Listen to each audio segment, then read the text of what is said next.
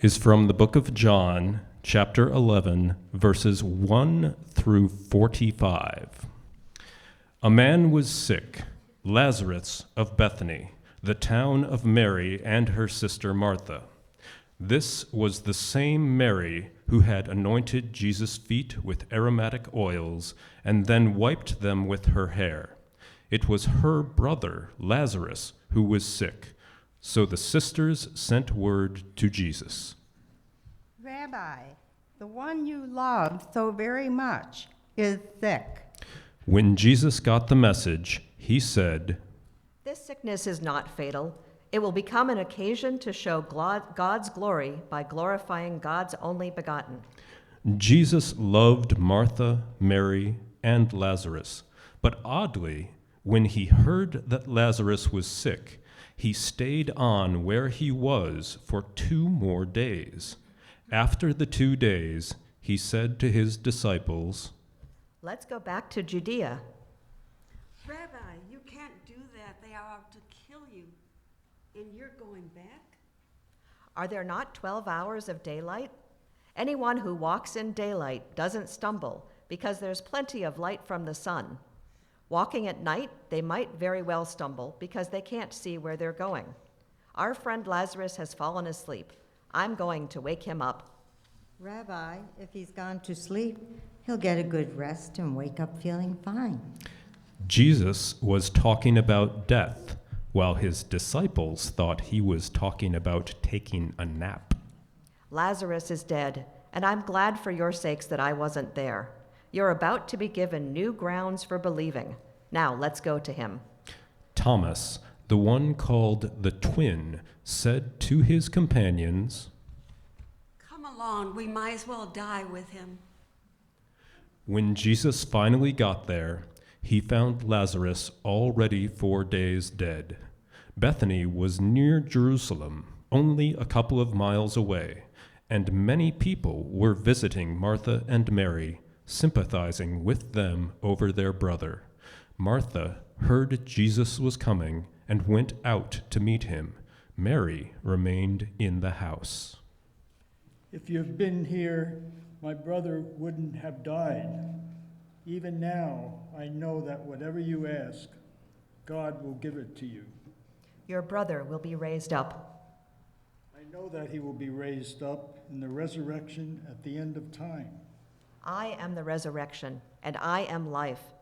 Those who believe in me will live, even if they die. And those who are alive and believe in me will never die. Do you believe this? Yes, I have come to believe that you are the Messiah, God's only begotten, the one who is coming into the world. After saying this, she went to her sister Mary and whispered in her ear, The teacher is here and is asking for you. The moment Mary heard this, she jumped up and ran out to him. Jesus had not yet entered the town, but was still at the place where Martha had met him. When those sympathizing saw Mary run off, they followed her, thinking she was on her way to the tomb to weep there. Mary came to where Jesus was waiting and fell at his feet. If only you had been here, my brother would not have died. When Jesus saw Mary sobbing and the sympathizers sobbing too, Jesus was troubled and moved by the deepest of emotions. Where did you put him? Come and see. And Jesus wept.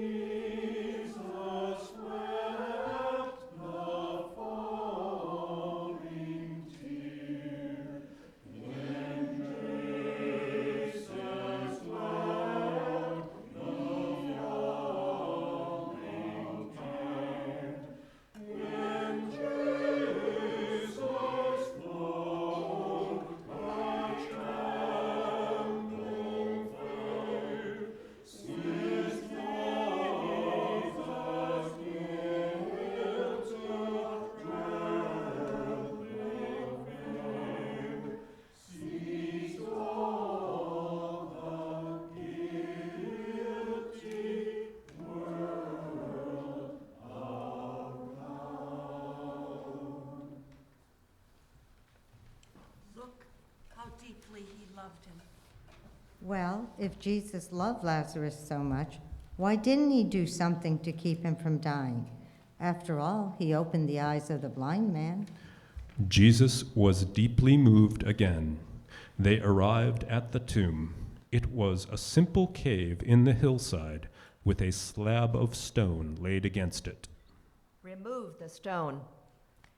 Rabbi, by this time, there's a stench. He's been dead 4 days. Didn't I tell you that if you believed, you would see the glory of God? They removed the stone, and Jesus raised his eyes to heaven and prayed. I'm grateful that you listened to me. I know you always do listen. But on account of this crowd standing here, I've spoken so that they might believe that you sent me. After praying, Jesus shouted, Lazarus, come out! and Lazarus came out, a cadaver wrapped from head to toe, and with face wrapped with a cloth. Unwrap him and let him loose.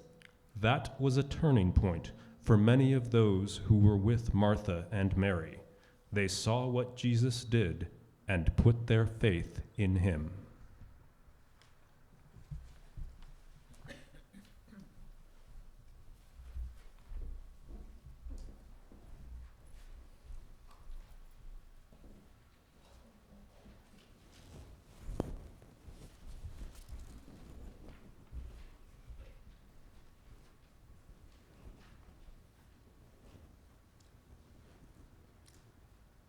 On December 21st, 1988, and one of the earliest acts of terrorism that we know of in our time of living was over Lockerbie, Scotland.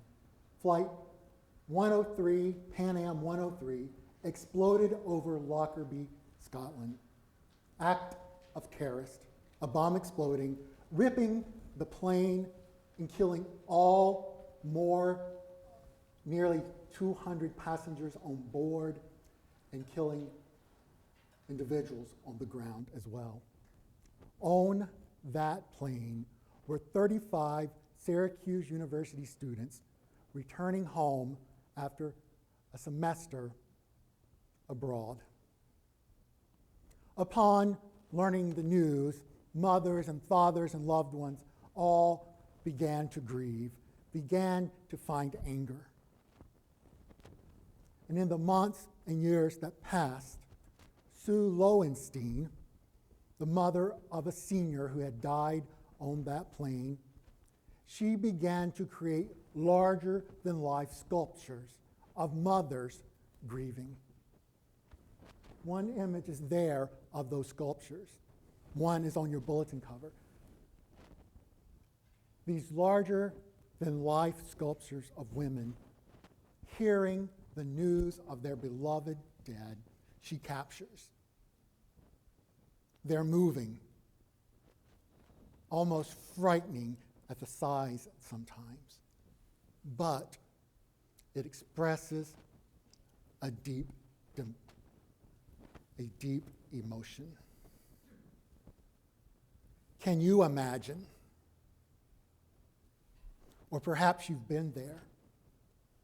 When you learn of the death of a beloved, what was or will be or could be your posture? What would you find your embodiment, your whole self to be?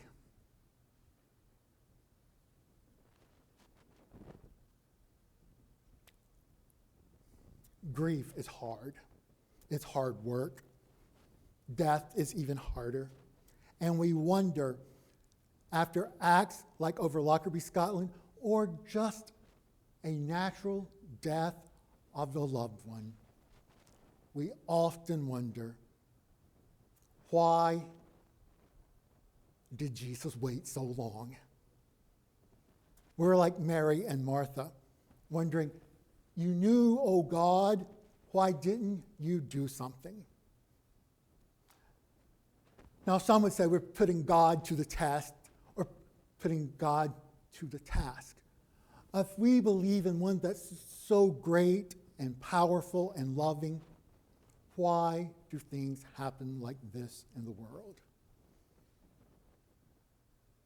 The world seems so unfair. The world is unfair.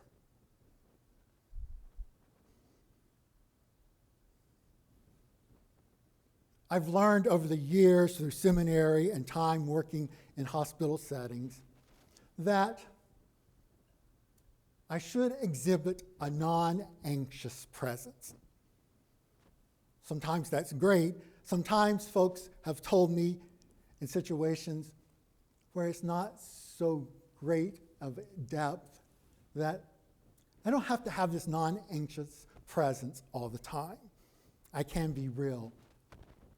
But this non-anxious presence is to help remind me, so I'm told, that this grief is not my own, that this is your grief.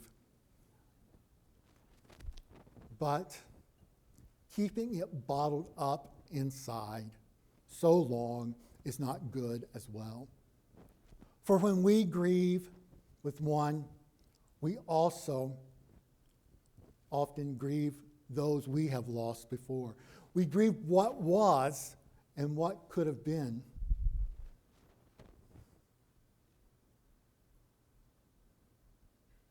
And I imagine that there are some of us here in this place who would love for a miracle like Martha and Mary and those experienced when Jesus yells, "Come out," and a cadaver, if you will, coming back to life, not a walking zombie or some TV show, but the loved one is back, just as she was, just as they were, or as he had been known.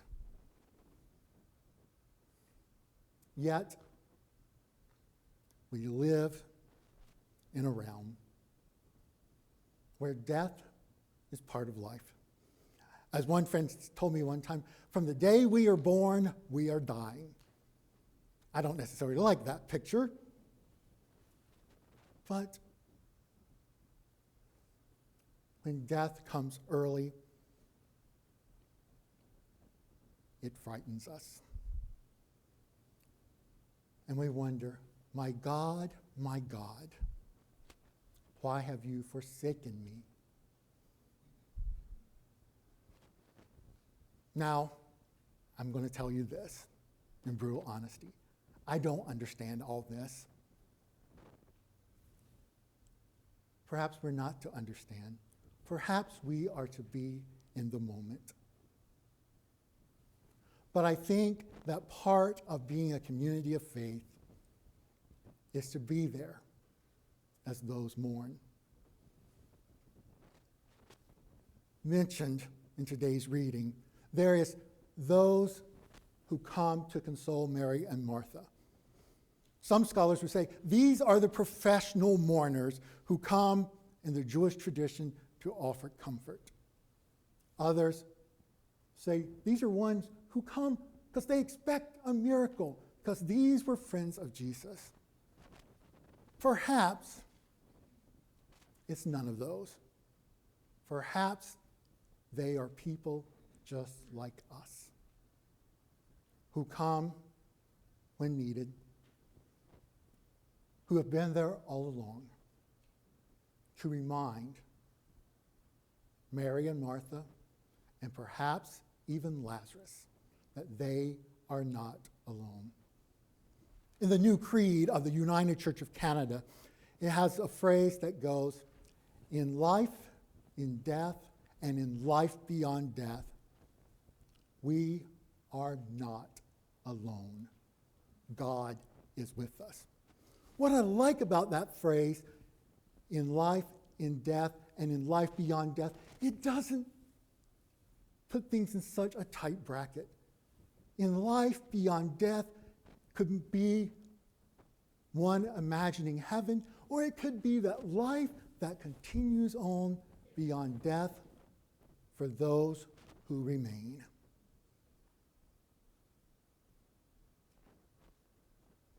But this I do know, that from the falter of our breath, we are not alone.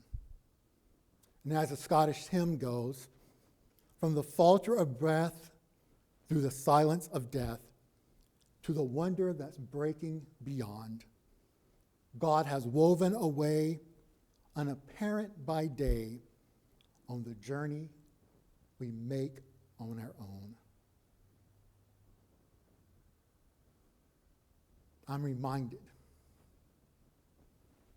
that we are in this together.